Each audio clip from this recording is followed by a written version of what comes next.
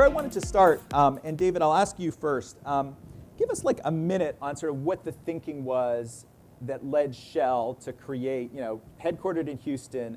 Why did they create Shell TechWorks here in Cambridge? Yeah, sure. There's, I guess, two aspects to that.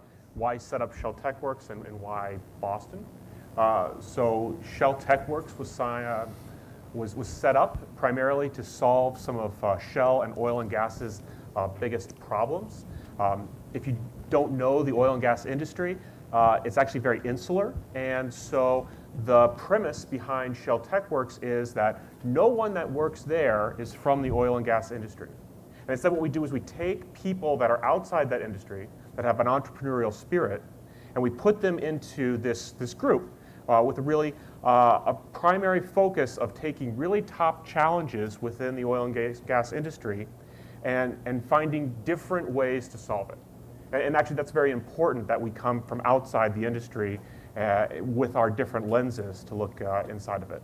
And then why Boston? Well, first, Boston's actually a big energy innovation area. You probably do know that part between places like Greentown Labs and GE moving in here. This is a hub of energy innovation.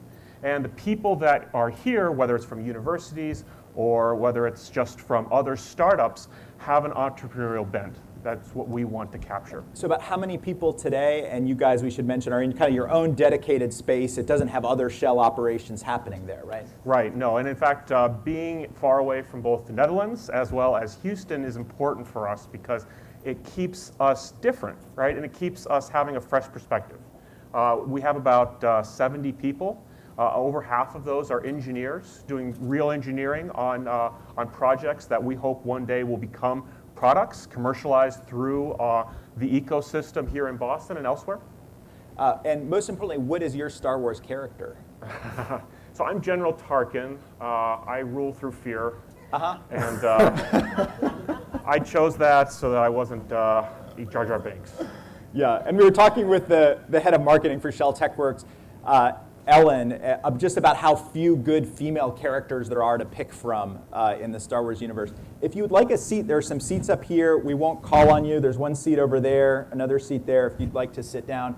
One last question about Shell TechWorks, and then I want to move over to Pete. So you said of the 70 employees, literally 0 come with Shell experience. And how did you push back, or how did you and Sean, who runs the lab, push back? Because I imagine most companies would say, like, couldn't you just have 5 or 10 people who know the culture of Shell, who know how we do things, who have that experience, and just integrate them in with 50 or 60 people from outside the company?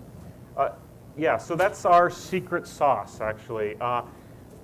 We have a premise at Shell TechWorks that in order to innovate, you have to be put in a situation that is materially different than how you would normally do your day-to-day activities.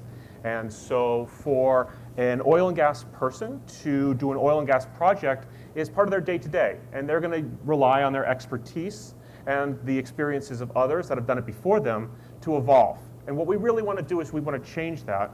So we want to put people that haven't seen the problem in front of it, but have solved other problems in other industries so that they can either leverage a different experience or have to go through the exploration of understanding the problem afresh, using the current state of both technologies out there, products, people, to make their own opinions and to create a different product, because we feel that that is what really adds value to the oil and gas industry as a whole.